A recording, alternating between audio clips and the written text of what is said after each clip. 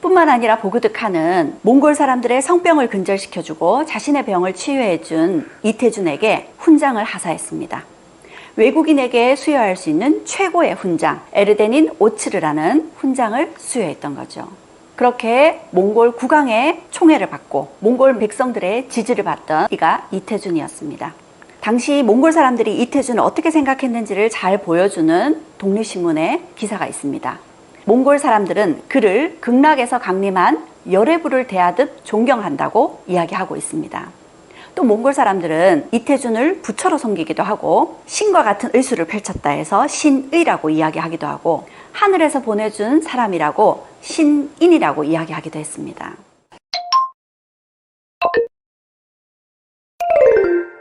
안녕하세요. 강선생의 친절한 역사 이야기 60편째입니다. 오늘 강연 제목은 몽골의 슈바이처라 불린 독립운동가 이태준입니다. 곧 6월이죠.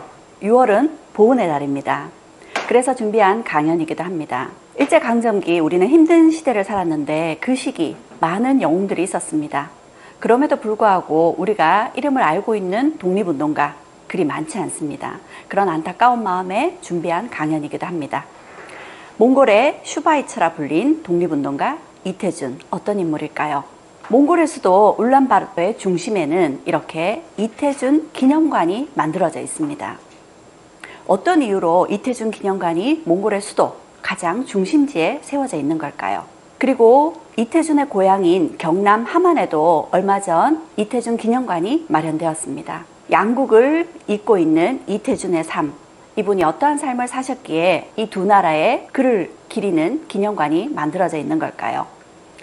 이태준의 고향 함안입니다. 이태준은 평범한 농사꾼의 집안에서 큰아들로 태어났습니다.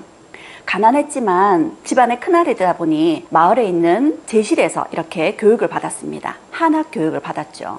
그래서 선진적인 교육을 받지는 못했지만 유교 윤리에 맞는 중요한 교육들은 제대로 받고 성장을 할 수 있었습니다. 그리고 그 시기에 누구나 그랬듯이 좀 일찍 장가를 갔습니다. 그리고 두 딸을 두었죠. 이 시기 1905년 우리는 일본에 의해서 외교권을 빼앗기는 을사늑약을 체결하게 됩니다. 그러한 사건이 있고 난 얼마 후 그는 부인을 잃게 되죠. 부인이 죽고 힘든 시기를 보내다가 결국 고향을 떠나서 더 큰 세상으로 나아가게 됩니다. 어린 두 딸을 인척에게 맡겨두고 서울로 취업을 해갔습니다. 그 서울에서 이 이태준의 인생을 바꿀 만한 대단한 인물을 만나게 됩니다. 오늘 저는 이태준의 삶을 쫓아가면서 이분이 어떤 사람을 만나면서 인생이 바뀌기 시작했고 또 어떤 곳에서 어떤 족적을 남겼는지 그분의 발자취를 따라가 보면서 이야기를 해드릴 겁니다. 이태준의 삶에 가장 큰 영향을 끼친 이분의 인생을 바꿔놓은 이가 김필순이라는 인물입니다. 처음 들어보는 생소한 이름이죠. 이 김필순은 집안 자체가 독립운동가의 집안입니다. 상해 임시정부에서 김구 주석을 보필하면서 부주석까지 오른 김규식의 처남이 김필순입니다. 그리고 3.1 만세운동 때 일본 도쿄의 유학생들이 28 독립선언을 하고 난 이후 그 독립선언서를 들고 국내로 잠입해 들어와서 여성들을 중심으로 해서 3.1 만세운동을 국내에서 이끌었던 이가 김마리아입니다. 그 김마리아가 김필순의 조카이기도 하죠. 그런 대단한 집안의 김필순, 당시엔 김필순은 세브란스 병원의 의학생이었습니다. 그리고 마침 이태준은 김필순이 운영하던 가게에서 일을 하고 있었죠. 이 김필순은 이태준을 아주 눈여겨봤고 그에게 세브란스 병원의 의학생으로 공부를 해보면 어떻겠느냐 제안을 하기도 했었습니다. 그런 고민을 하고 있을 때 큰 사건이 일어나게 됩니다. 1907년 고종은 헤이그에 특사를 파견했습니다.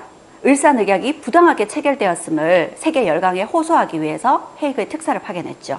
그런데 제대로 된 성과는 거둘 수 없었고 그 책임을 물어서 고종은 결국 강제 퇴위를 당하고 맙니다.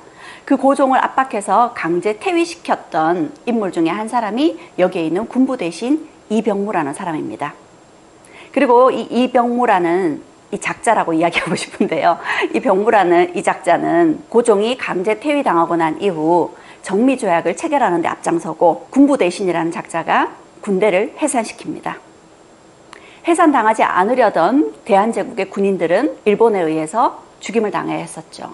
그렇게 자신을 따르는 부하들을 사지로 몰아넣은 이가 이병무였습니다.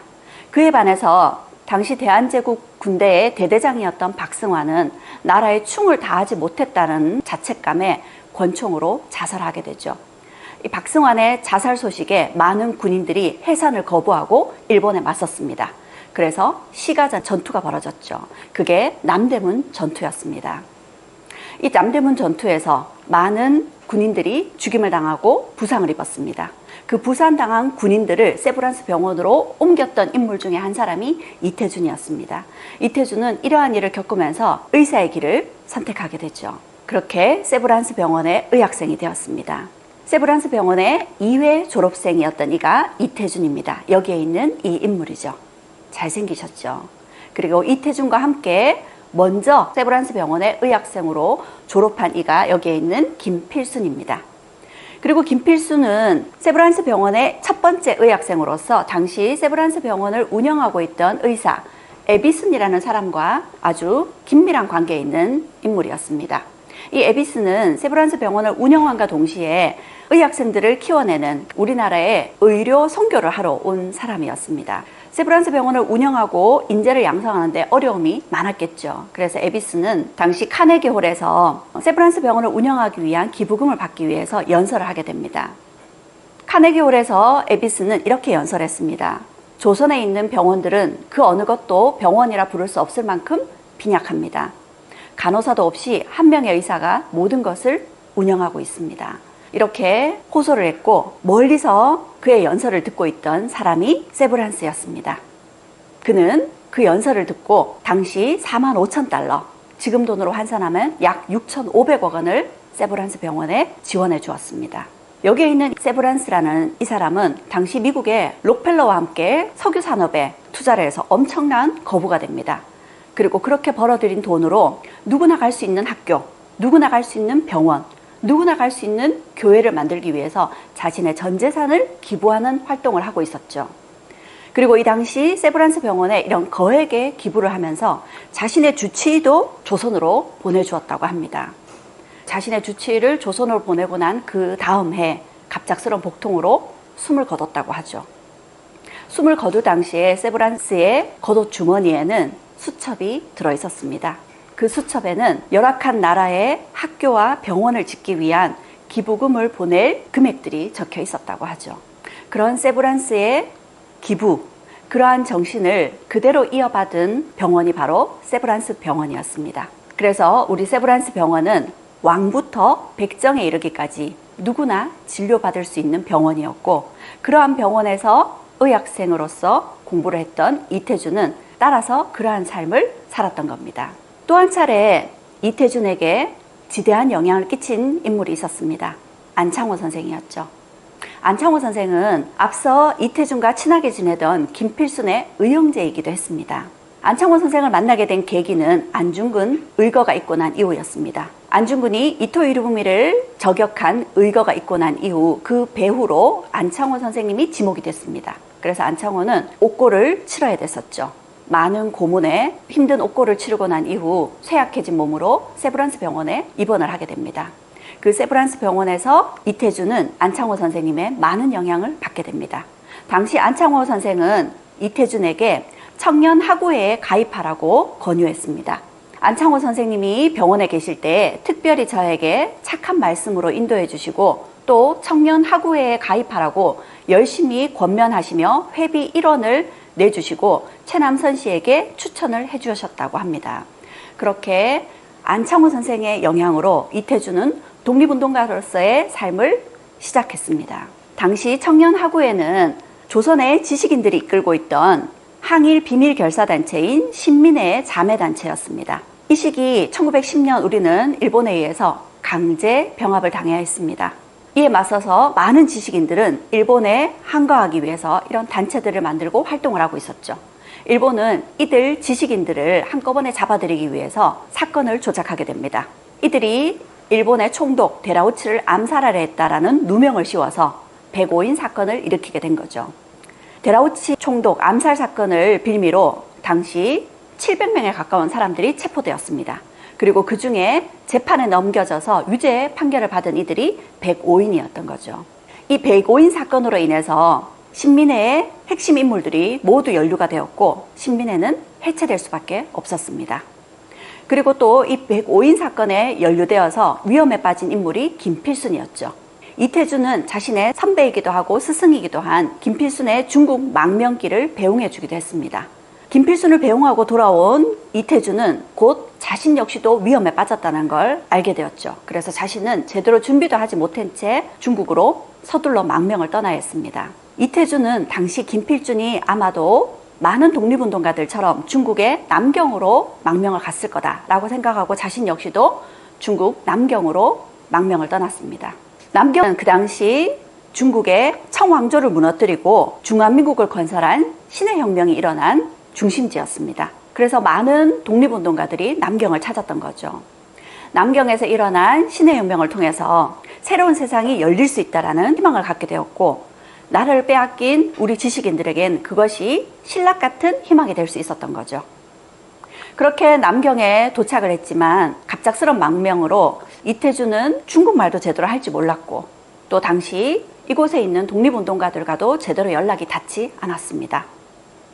그래서 남경 기독의원이라는 곳에서 근무를 하면서 앞으로 무엇을 해야 될지도 모른 채 막막한 시간을 보내고 있었습니다. 그나마 안창호 선생님에게 편지를 쓰는 일로 막막함을 달래고 있었죠. 이태준이 중국 남경에서 안창호 선생에게 보낸 편지글입니다. 중원 대륙의 혁명군이 이룩한 굉장한 일을 살피고 우리나라 정세를 생각해보니 슬프고도 차량합니다. 우리는 어느 때에 국권과 자유를 어떻게 회복할 수 있을지 생각해보니 막막합니다. 동포와 이별하고 조국을 떠나서 이와 같이 원통한 마음을 어찌 견뎌낼 수 있겠습니까? 그렇게 남경에서 어려운 시간을 보내고 있었습니다. 그러한 때에 이태준의 삶을 바꿔놓을 또 다른 인물을 만나게 됩니다. 여기에 있는 김규식이었죠. 김규식은 앞서 소개드렸던 상해 임시정부의 부주석까지 역임했던 인물이었습니다. 당시에는 젊은 독립운동가로서 다양한 활동을 하고 있었습니다. 김규식은 이태준을 설득하여 함께 몽골로 떠나자고 합니다. 왜냐하면 몽골은 그 당시 러시아와 중국과 가까운 중요한 내륙에 있는 거점이 되는 곳이었죠. 그곳에서 비밀 군사학교를 만들자라고 제안을 했던 거죠. 그래서 이태준 선생은 김규식의 제안을 받아들여서 몽골로 떠나게 됩니다. 몽골에서 비밀 군사학교를 만들고자 했던 거죠. 그런데 그거 역시도 쉽지 않았습니다. 계획했던 자금이 제대로 전해지지 못했고 또 그 당시 몽골의 사정이 긴박하게 흘러가고 있었습니다. 몽골은 중국 청나라의 지배를 받고 있었죠. 그런데 청왕조가 무너지고 난 이후 몽골은 독립을 요구했지만 그 독립은 받아들여지지 못했고 중국의 간섭을 받는 중국의 자치국으로 전락한 상황이었습니다. 계획했던 비밀 군사학교는 설립하지 못했지만 포기하지 않고 그곳에서 동의의국이라는 병원을 설립하게 됩니다. 동의의국은 같은 뜻을 가진 동지들의 병원이라는 뜻이죠.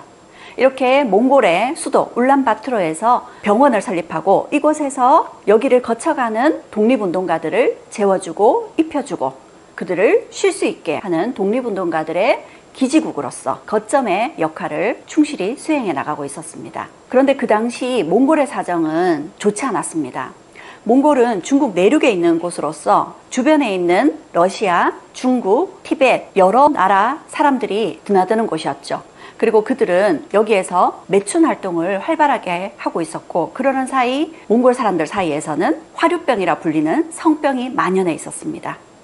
당시 성병을 치료할 제대로 된 약도 없었고 이들은 이 병을 치료하는 데 대한 제대로 된 의식도 갖추어져 있지 않았습니다. 당시 몽골 사람들은 라마교를 신봉하고 있었습니다. 그래서 병을 치료하기 위해서 종교에 의지를 한다든지 아니면 무속에 의지할 뿐이었죠. 몽골이라고 해서 병원이 없는 것은 아니었습니다. 10개 가까운 병원이 있었지만 그 병원은 대부분이 러시아에서 만들어준, 중국에서 만들어준 병원들이었죠.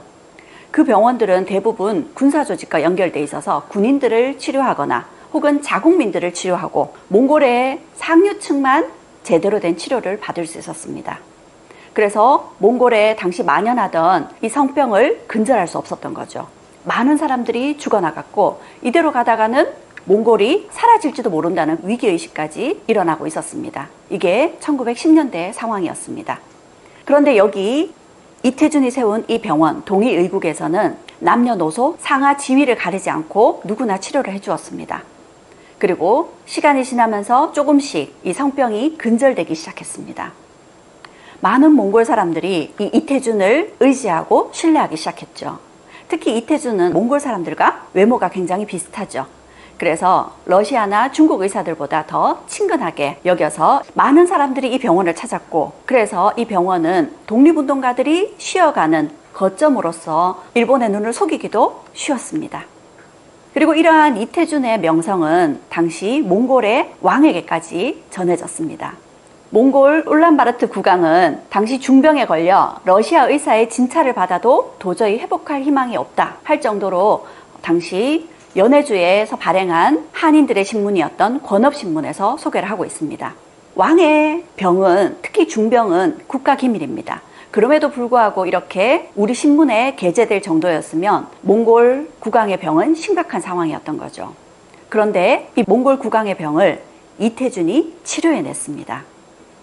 당시 몽골 국왕 보그드칸은 자신의 병을 치료해준 이태준을 어의로 임명하게 됩니다. 보그드칸의 어의는 모두 5명이 있었습니다. 그 중에 외국인은 이태준이 유일했던 거죠. 뿐만 아니라 보그드칸은 몽골 사람들의 성병을 근절시켜주고 자신의 병을 치유해준 이태준에게 훈장을 하사했습니다. 외국인에게 수여할 수 있는 최고의 훈장, 에르데닌 오츠르라는 훈장을 수여했던 거죠. 그렇게 몽골 국왕의 총애를 받고 몽골 백성들의 지지를 받던 이가 이태준이었습니다. 당시 몽골 사람들이 이태준을 어떻게 생각했는지를 잘 보여주는 독립신문의 기사가 있습니다. 몽골 사람들은 그를 극락에서 강림한 열애부를 대하듯 존경한다고 이야기하고 있습니다. 또 몽골 사람들은 이태준을 부처로 섬기기도 하고 신과 같은 의술을 펼쳤다 해서 신의라고 이야기하기도 하고 하늘에서 보내준 사람이라고 신인이라고 이야기하기도 했습니다. 이렇게 몽골 사람들의 신뢰와 추앙을 한 몸에 받는 이태준, 이 이태준의 동의의국은 독립운동가들을 숨겨주고 그들을 쉬게 해주는데 아주 안전한 장소였던 거죠. 이태준의 집에는 머무르는 식객만 해도 하루에 수십 명이었다고 합니다.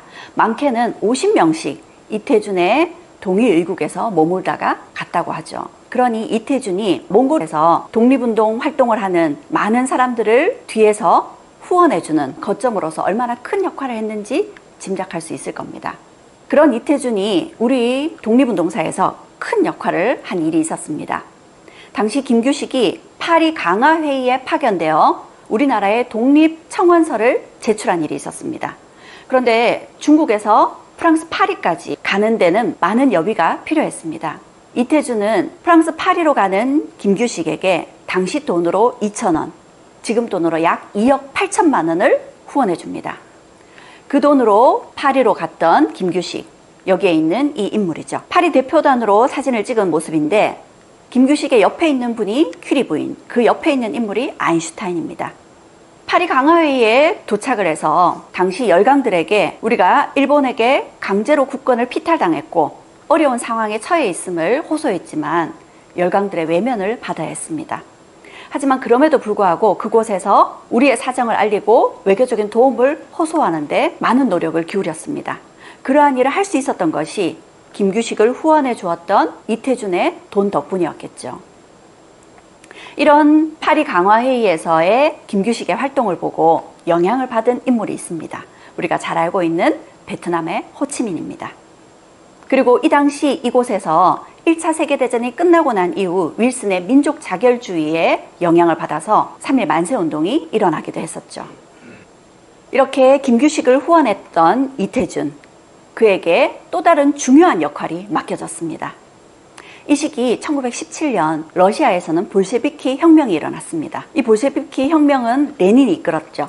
레닌은 자신과 뜻을 같이 하는 한인 사회당을 후원해줘서 당시 상해 임시정부에 많은 독립자금을 지원해주기로 했습니다.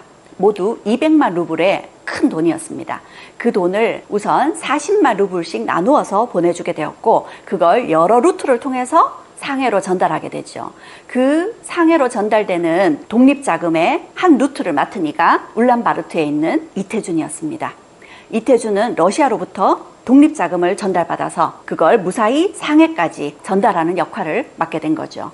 그래서 그 독립자금을 무사히 지키고 숨겨서 상해까지 전달해 냈습니다.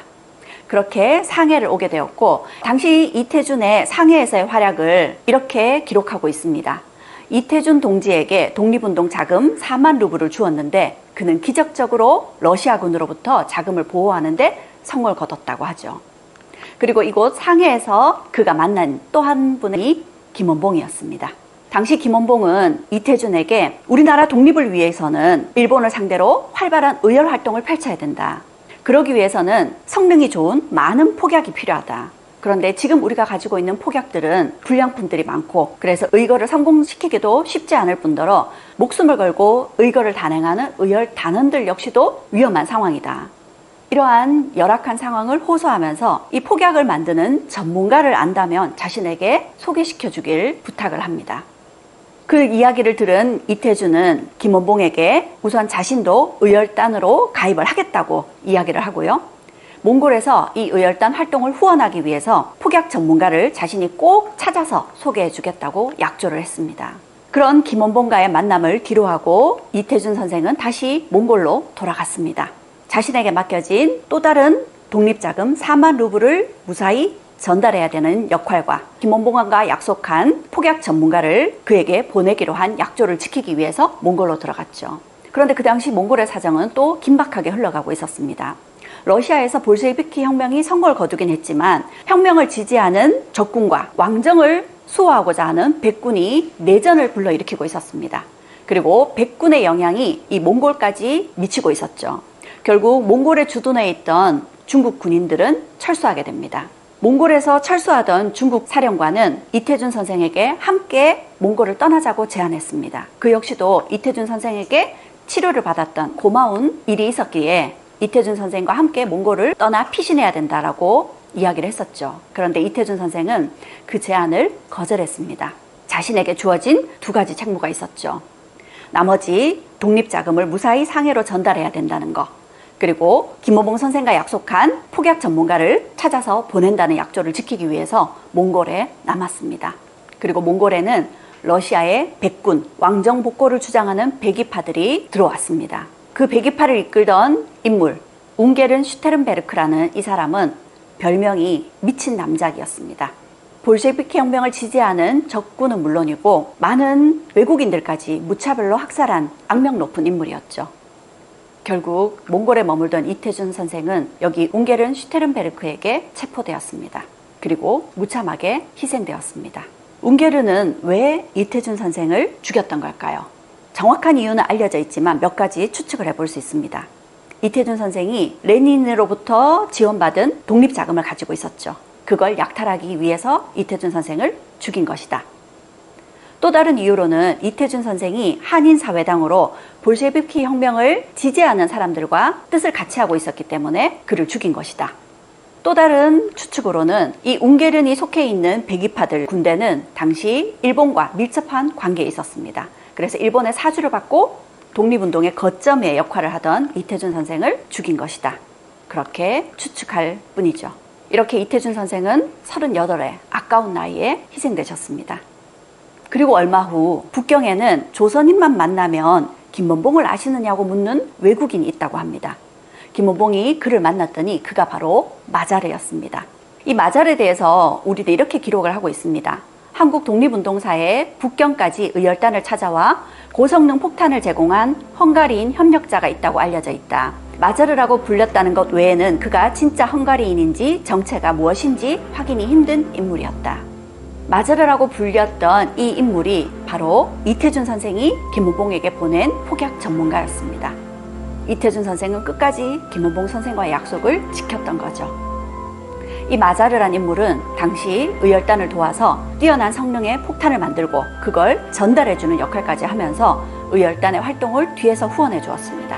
그가 있었기에, 그리고 그를 의열단에게 소개해준 이태준 선생이 있었기에 의열단 김상옥의 종로경찰서 폭발을 비롯한 의열단 의거가 성공을 거둘 수 있었던 것이겠죠. 이러한 이태준 선생에게 대한민국 정부는 1990년 건국훈장 애족장을 수여해 주었습니다. 그는 우리 역사에서는 독립운동가로, 몽골에서는 몽골의 사람들을 구해준 몽골의 슈바이처로 자신의 이름을 남겼습니다. 이태준 선생이 죽고 난 얼마 후 이태준 선생의 무덤을 찾았던 여운형 선생의 기록입니다. 이 땅에 있는 오직 하나의 이 조선 사람 이태준의 무덤은 이 땅의 민중을 위하여 젊은 일생을 바친 한 조선 청년의 거룩한 헌신과 희생의 기념비이다. 당시 여운형 선생이 이태준의 무덤을 찾아서 이렇게 이야기를 했지만 이후 우리는 이태준 선생의 무덤을 잃어버렸습니다. 몽골의 수도 울란바토르의 중심에는 이태준 선생의 가묘만 만들어져 있습니다. 몽골의 슈바이처라 불린 독립운동가 이태준의 삶을 이야기해봤습니다. 그가 보여준 선한 영향력 앞에 감사한 마음과 함께 작은 책임을 느끼게 됩니다. 우리는 살면서 많은 사람에게 영향을 주기도 하고 영향을 받으면서 살고 있습니다. 그런 우리는 얼마나 선한 영향력을 발휘하고 있을까요? 내가 발휘할 수 있는 선한 영향력은 무엇인지 오늘 각자 스스로에게 자문해 보셨으면 합니다. 경청해 주셔서 감사합니다.